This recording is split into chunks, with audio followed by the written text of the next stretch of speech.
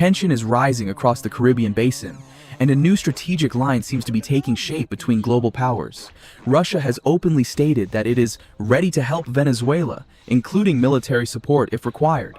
That support could mean assistance for the Russian-made aircraft already operating in Venezuelan bases, and even the possibility of ballistic missile systems, which Moscow has hinted could be supplied if Caracas formally asks for them. Meanwhile, the United States has ordered a new military operation in the region, and the arrival of the USS Gerald Ford, the most powerful aircraft carrier ever built, immediately shifts the balance. This combination of movements forces us to ask, how close is the region to a real confrontation, and why are these escalations happening now? Russia's message is clear. It intends to stand by Venezuela under their existing defense agreements, offering training, maintenance, and potentially new military hardware. This matters because much of Venezuela's high-end equipment already comes from Russia, especially its fleet of Sukhoi Su-30 fighter jets. Venezuela originally received around 24 of these aircraft, and they remain some of the most capable fighters in Latin America. The Su-30 has long-range reach, modern radar systems, and can carry a wide variety of munitions designed for both air combat and maritime missions. With a combat radius of over 1,000 kilometers, the aircraft can cover large portions of the Caribbean without airborne refueling. Operational readiness has fluctuated over the years, which is why Russian technical assistance could significantly boost Venezuela's air capabilities. And that raises an important question. If Russia truly steps in with expanded support, how might that reshape the balance of power at the exact moment the United States is increasing its presence nearby?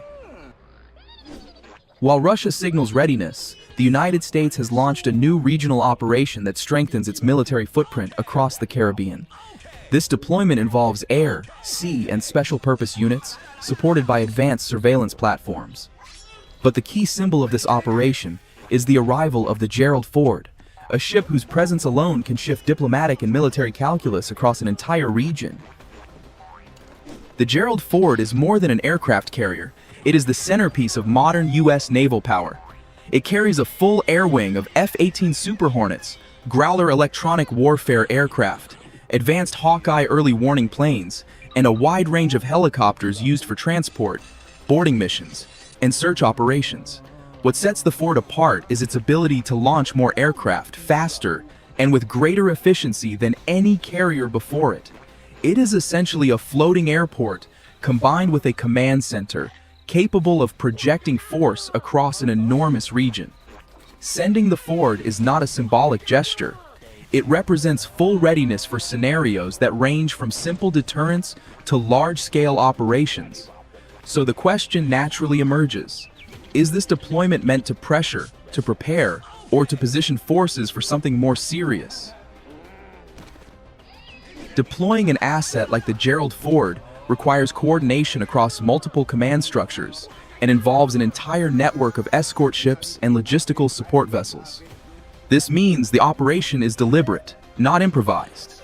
Washington's objectives appear to be centered on maintaining strategic dominance, ensuring response capability, and signaling to both allies and rivals that it is fully engaged in whatever may unfold. Whether the goal is diplomatic leverage or readiness for a more active role, the intention is unmistakable. The United States wants to show that it can act quickly and decisively if needed. The Gerald Ford travels with a powerful strike group, which typically includes guided missile destroyers capable of intercepting aircraft or missiles, cruisers that extend air defense coverage, and attack submarines operating quietly beneath the surface. These ships, along with replenishment vessels, allow the group to remain deployed for long periods without returning to port. Some of these ships have already been in the region for days or even weeks, positioning themselves quietly before the carrier's arrival.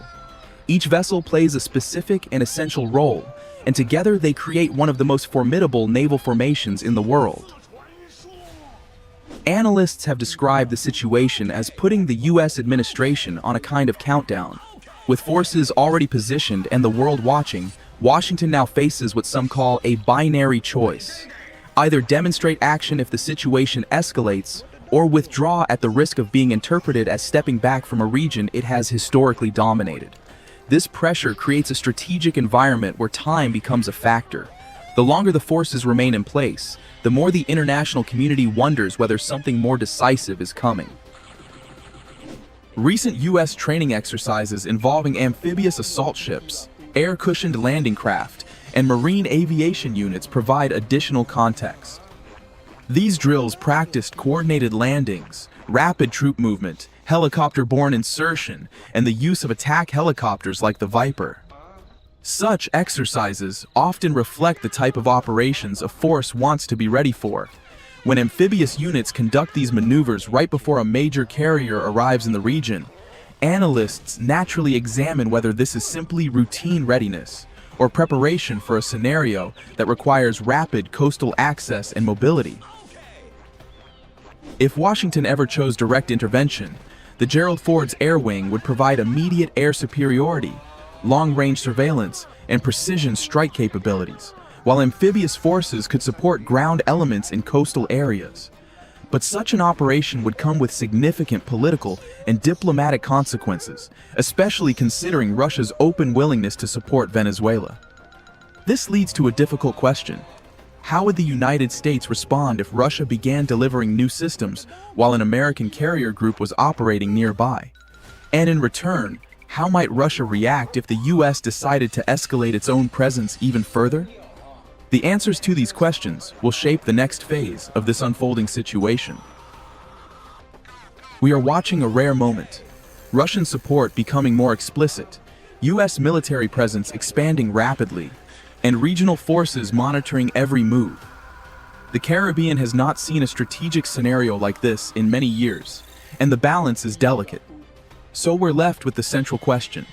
Is this a prelude to negotiation, or the opening steps towards something more dangerous? Only time, and the decisions made in the coming days, will reveal what direction the standoff is heading. Thank you for watching and for staying until the end of the video. If you found this breakdown helpful, feel free to leave a like, share your thoughts in the comments, and consider subscribing for more deep dives into global events and military developments. Your support helps the channel grow and allows me to keep bringing you clear, detailed explanations of stories that are shaping the world right now. Thanks again, and I'll see you in the next one.